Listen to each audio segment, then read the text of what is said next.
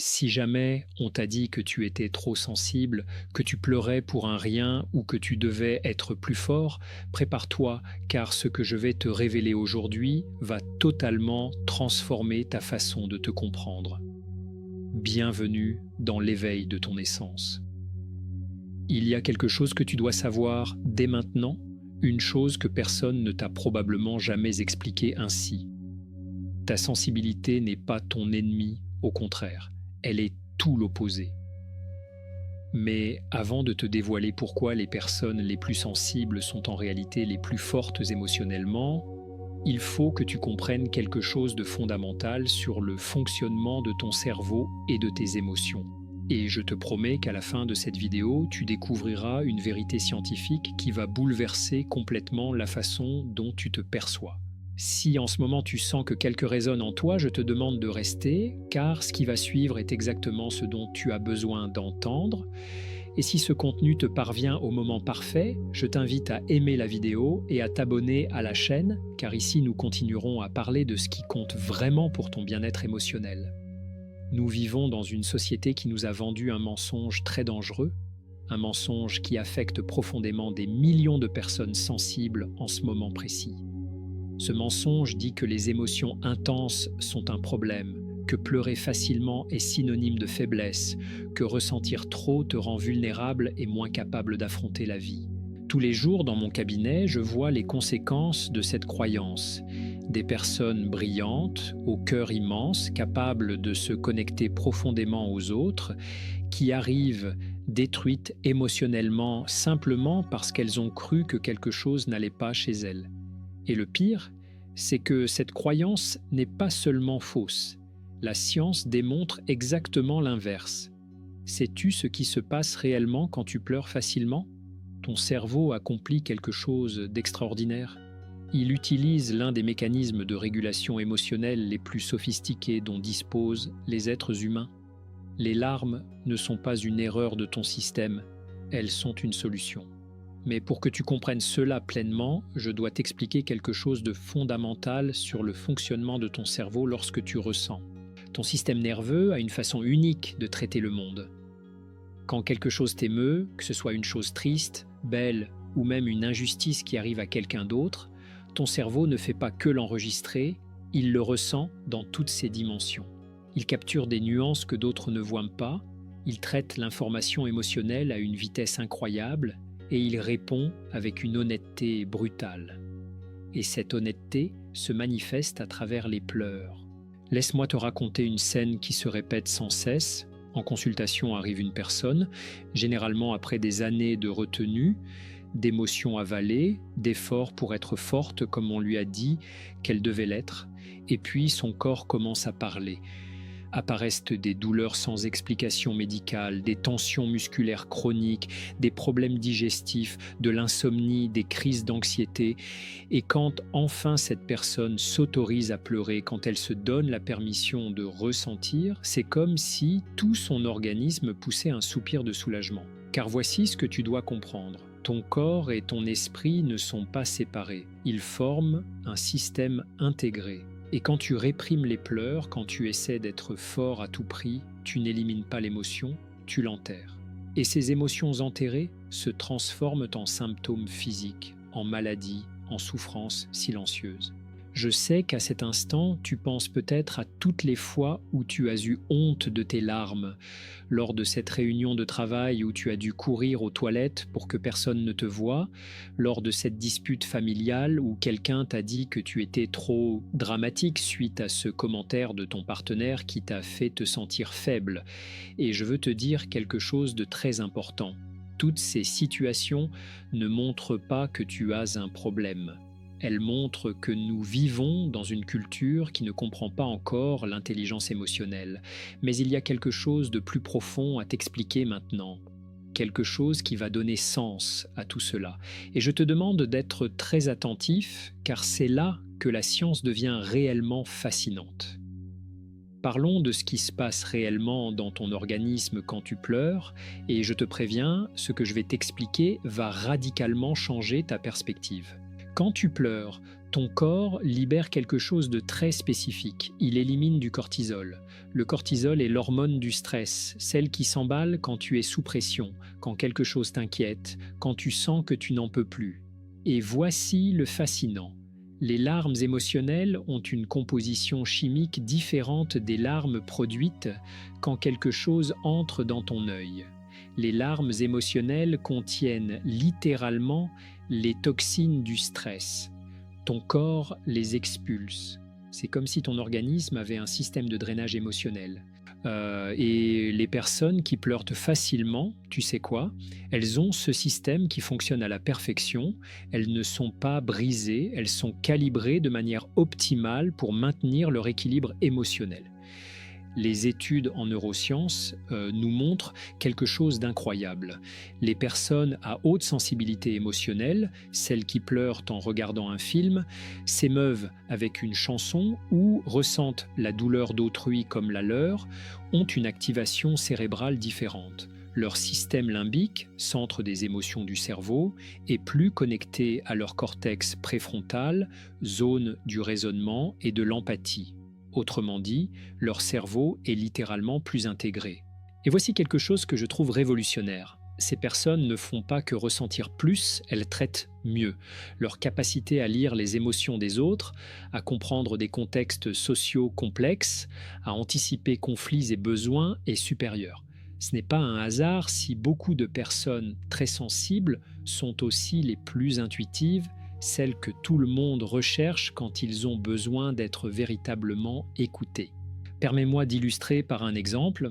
Une patiente est arrivée dans mon cabinet il y a quelques mois, totalement désespérée. Elle m'a dit qu'elle pleurait en regardant n'importe quel film, qu'elle ne pouvait pas finir une série sans pleurer à plusieurs épisodes, qu'une vidéo d'un chien retrouvant son maître la faisait éclater en sanglots, qu'un chaton sauvé la laissait dévastée. Elle se sentait complètement ridicule. Son partenaire avait même commencé à faire des remarques, disant qu'elle exagérait, qu'elle avait l'air de le faire exprès. Elle était convaincue que quelque chose ne fonctionnait pas bien en elle. Elle était allée voir un médecin, pensant à un déséquilibre hormonal, une maladie. Quand nous avons commencé à travailler ensemble, nous avons découvert quelque chose de fascinant. Cette personne travaillait dans un environnement extrêmement toxique, où la froideur émotionnelle était la norme, où montrer la moindre émotion était vu comme un manque de professionnalisme. Elle avait appris à se contenir pendant 8 heures par jour, à maintenir un masque d'indifférence parfaite. Elle ne pouvait pas réagir quand un collègue était injuste. Elle ne pouvait pas montrer de joie quand elle réussissait quelque chose, au risque de passer pour arrogante. Elle ne pouvait pas exprimer sa frustration, toute la journée à réprimer, contrôler, feindre, puis elle rentrait chez elle, s'asseyait devant la télévision ou ouvrait les réseaux sociaux et n'importe quel contenu émotionnel, même le plus simple, la submergeait. Son corps pouvait enfin libérer toute cette pression accumulée. Les larmes, ça n'était pas le problème. Elles étaient la solution, sa soupape de sécurité, sa façon de ne pas tomber malade.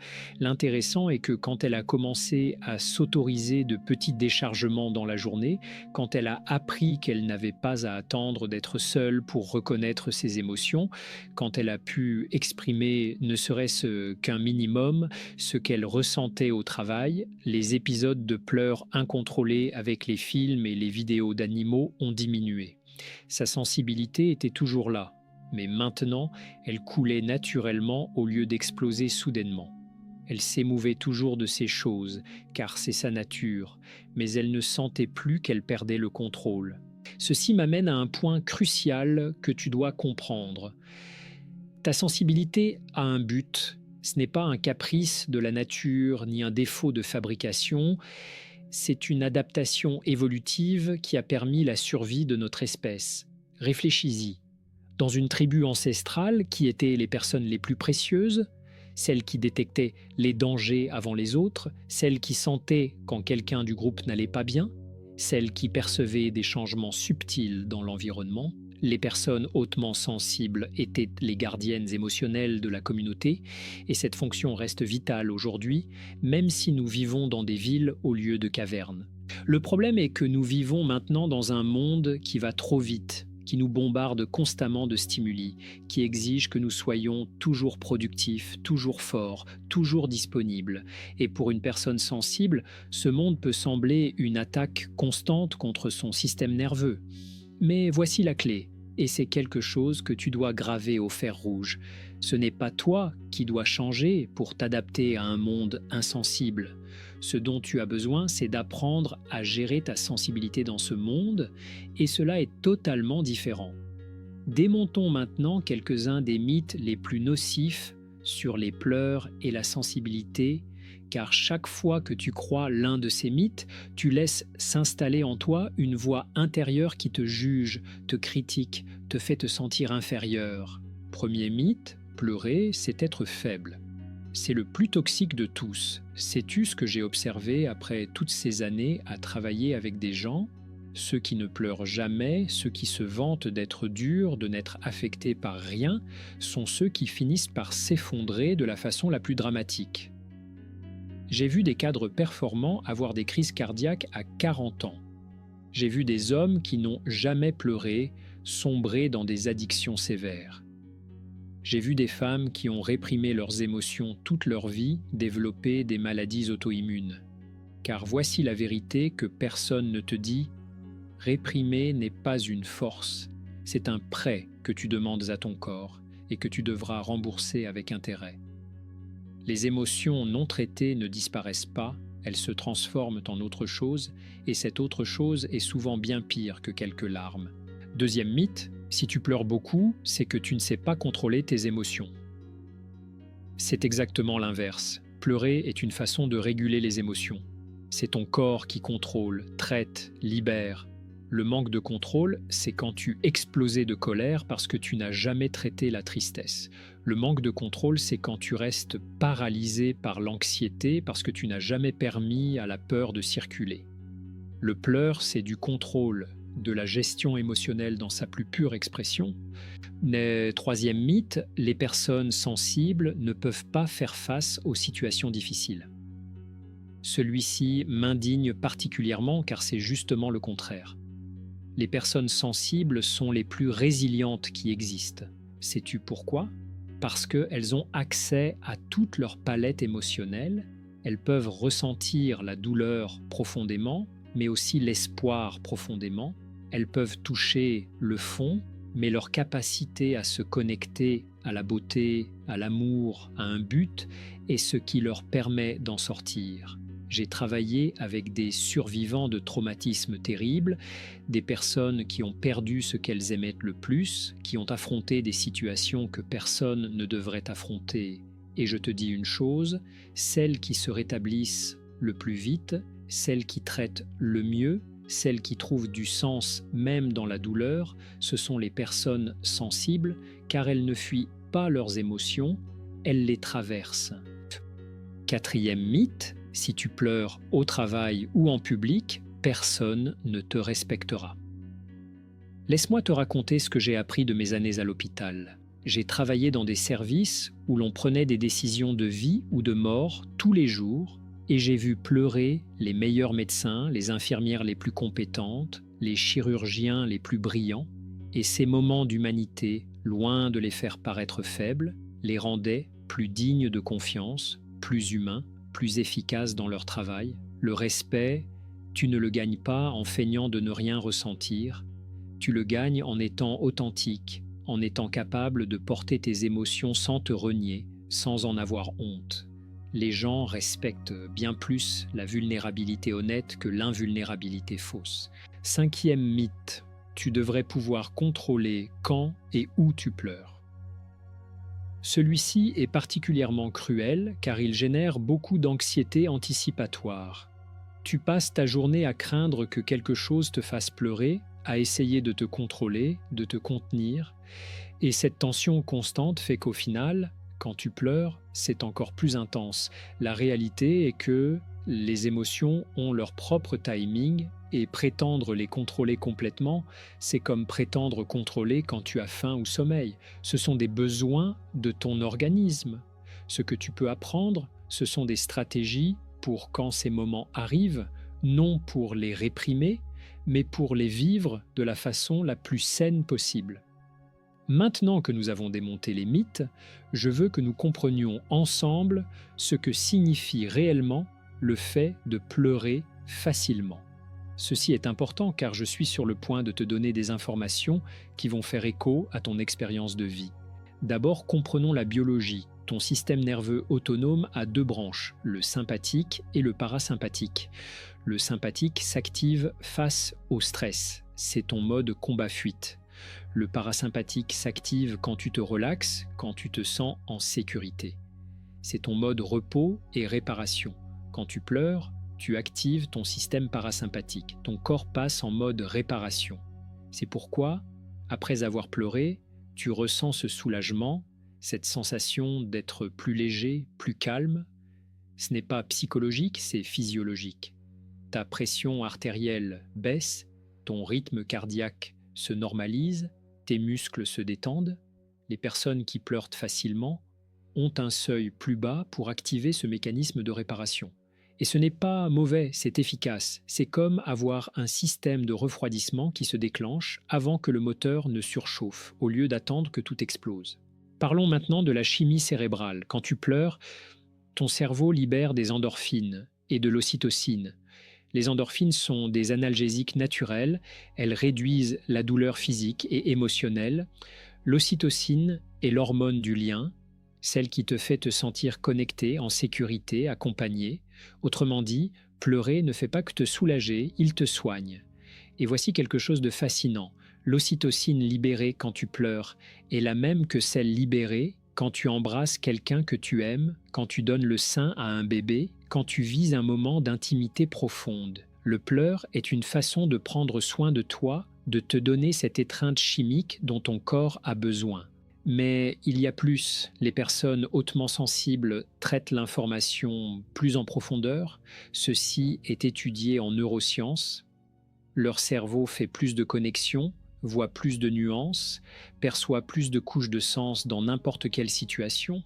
C'est comme avoir une antenne plus puissante qui capte des signaux que d'autres ne détectent pas. Cette profondeur de traitement a des avantages énormes. Tu es plus créatif, plus intuitif, plus capable de voir des solutions que d'autres ne voient pas, mais cela signifie aussi que les choses t'affectent plus. Un film qu'une autre personne trouve triste peut être dévastateur pour toi, non parce que tu exagères, mais parce que tu captes et traites toute la complexité émotionnelle de cette histoire. Laisse-moi te donner un exemple très concret. Imagine que tu es à une réunion de famille et quelqu'un fait un commentaire qui semble anodin. Tout le monde rit, mais toi, tu remarques le micro-changement dans l'expression de la personne visée par le commentaire.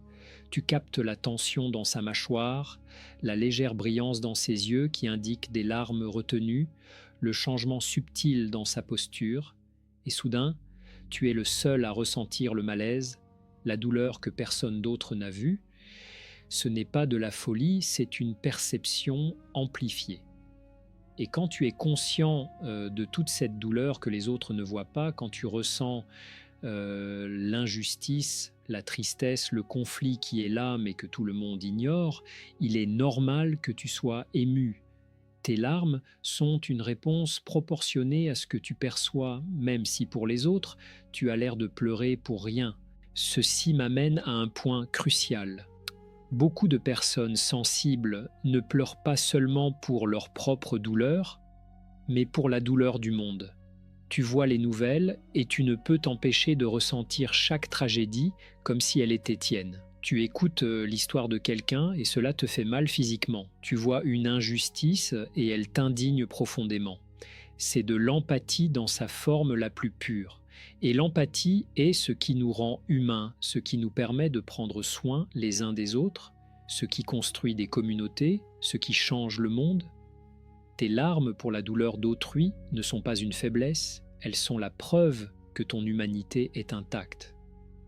Maintenant, je veux que nous fassions quelque chose d'important.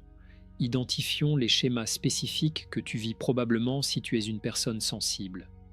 Car quand tu comprends tes schémas, tu cesses de te sentir fou, et tu commences à te comprendre. Schéma numéro 1, la saturation sensorielle. Tu as probablement remarqué que tu pleures plus quand tu es fatigué, après une journée très stimulante, quand tu as été entouré de beaucoup de monde ou de bruit. Cela a tout son sens. Ton système nerveux a une capacité de traitement limitée. Quand cette capacité est saturée, les pleurs sont la façon qu'a ton corps de dire « j'ai besoin de repos, de silence, de solitude ». Tu n'es pas asocial quand tu as besoin de temps seul après une journée intense. Tu es intelligent avec ton énergie. Les personnes sensibles ont besoin de plus de temps de recharge que les autres, et c'est bien ainsi. Tu n'as pas à t'excuser d'avoir besoin de ce dont tu as besoin. Schéma numéro 2, l'effet cumulatif. Peut-être ne pleures-tu pas quand quelque chose de difficile se produit sur le moment, tu restes fort, fonctionnel, tu affrontes la situation. Mais ensuite, des jours ou des semaines après, quelque chose de petit et apparemment insignifiant te fait pleurer de façon inconsolable, et tu penses que tu es fou, comment est-il possible de pleurer pour quelque chose d'aussi bête ? Ce qui se passe, c'est que ton cerveau contenait l'émotion de l'événement important parce que tu devais fonctionner, et maintenant il a enfin l'espace sûr pour la traiter. Ce petit détail fut simplement la permission dont ton système avait besoin pour libérer ce qui était retenu. Tu ne pleures pas pour la tasse qui s'est cassée, tu pleures pour tout ce que tu n'as pas pu pleurer avant. Schéma numéro 3, le pleur sans raison apparente. Tu te réveilles en pleurs ou tu fais quelque chose de complètement normal et soudain les larmes se mettent à couler sans que tu comprennes pourquoi et cela t'effraie. Tu penses que quelque chose ne va vraiment pas chez toi, mais voici ce qui se passe. Ton inconscient traite les émotions même quand ton conscient est distrait. Ton corps sait ce dont tu as besoin avant que ton esprit ne le sache. Ces larmes sans raison apparente ont généralement des raisons très profondes. Un stress accumulé que tu n'avais pas reconnu, un besoin émotionnel non satisfait, un deuil non traité, une tension non verbalisée. Schéma numéro 4, pleurer avec des émotions positives. Cela déroute beaucoup de gens. Quelqu'un t'annonce une bonne nouvelle et tu pleures. Tu vois quelque chose de beau et tu pleures. Tu reçois un geste d'amour et tu pleures et tu te demandes pourquoi, si tu es heureux. La réponse est précieuse. Tu pleures parce que ton cœur est plein, parce que la beauté, l'amour, la bonté te touchent si profondément que ton corps a besoin de l'exprimer physiquement. Ce sont les larmes les plus guérisseuses de toutes, celles qui te rappellent que le monde, malgré tout, a aussi de la lumière. Schéma numéro 5, le pleur contagieux. Quelqu'un d'autre pleure et tu es automatiquement ému toi aussi. Ce n'est pas de l'imitation, c'est de la synchronisation émotionnelle. Ton système de neurones miroirs fonctionne à plein régime. Tu peux littéralement ressentir ce que l'autre personne ressent. C'est une capacité extraordinaire, même si elle est parfois accablante. Et il y a un schéma de plus que je dois mentionner, car c'est celui qui cause le plus de souffrance. La honte après avoir pleuré. Tu pleures, tu te libères, et à peine as-tu fini que tu commences à te juger. Tu te sens ridicule, faible, honteux. Et cette honte parfois fait plus mal que l'émotion qui t'a fait pleurer initialement. Cette honte n'est pas originellement tienne. C'est quelque chose que tu as appris. Quelqu'un, à un moment donné, t'a fait te sentir mal de pleurer. Peut-être ton père te disant que les hommes ne pleurent pas, ta mère te disant de ne pas être dramatique, tes amis se moquant de toi, ou un partenaire te critiquant pour être trop émotionnel. Et chaque fois que tu as internalisé ce message, tu as construit une voix intérieure qui t'attaque maintenant quand tu pleures. Mais cette voix ne dit pas la vérité. Ce n'est que l'écho des blessures des autres projetées sur toi. Très bien. Maintenant que tu comprends ce qui se passe, tu as besoin d'outils pratiques, car comprendre est important, mais savoir quoi faire avec cette compréhension est ce qui transforme réellement ta vie. La première chose à faire est de changer ta relation avec les pleurs. Cesse de les voir comme un ennemi et commence à les voir comme un allié. Quand tu sens les larmes monter, au lieu de paniquer, au lieu d'essayer de les contenir à tout prix, respire profondément et donne-toi la permission. Dis mentalement ou à voix haute, c'est bien, mon corps a besoin de cela, je me le permets. Ce simple changement d'attitude change tout, car quand tu cesses de lutter contre les pleurs, Quand tu cesses de résister, l'épisode passe plus vite et est beaucoup moins intense. La résistance est ce qui crée la souffrance supplémentaire, non l'émotion elle-même. La seconde chose est de créer des espaces sûrs pour ressentir. Tu ne peux pas être émotionnellement disponible et fonctionnel tout le temps. Tu as besoin de moments dans ta journée où tu t'autorises à lâcher prise. Cela peut être sous la douche, dans ta chambre avant de dormir, lors d'une promenade seule, mais tu as besoin de cet espace où tu n'as rien à contrôler, où tu peux simplement être. Et voici un outil très concret, tiens un registre émotionnel. Pas besoin qu'il soit élaboré. Note simplement chaque jour comment tu t'es senti, si tu as pleuré, ce qui l'a déclenché, comment tu t'es senti après. Avec le temps, tu commenceras à voir des schémas que tu ne vois pas maintenant. Tu pourras anticiper tes besoins, mieux te comprendre. La troisième chose est d'apprendre à communiquer ta sensibilité aux personnes importantes de ta vie. C'est crucial. Les gens qui t'aiment veulent te comprendre, mais ils ne savent pas comment si tu ne leur expliques pas. Et tu n'as pas besoin d'attendre une crise pour avoir cette conversation. Tu peux dire à ton partenaire, à ton meilleur ami, à ta famille, « Écoute, j'ai besoin que tu comprennes quelque chose sur moi. Je suis une personne sensible, et cela signifie que parfois je vais pleurer, et ce n'est pas parce que tu as fait quelque chose de mal, ni parce que je suis brisé, mais parce que c'est ainsi que mon corps traite les émotions. Ce dont j'ai besoin de toi, c'est de ne pas avoir peur, de ne pas essayer de réparer, simplement de m'accompagner, de respecter mon processus. » Cette conversation peut transformer tes relations, car beaucoup de conflits surviennent non parce que l'autre ne t'aime pas, mais parce qu'elle ne comprend pas ce dont tu as besoin.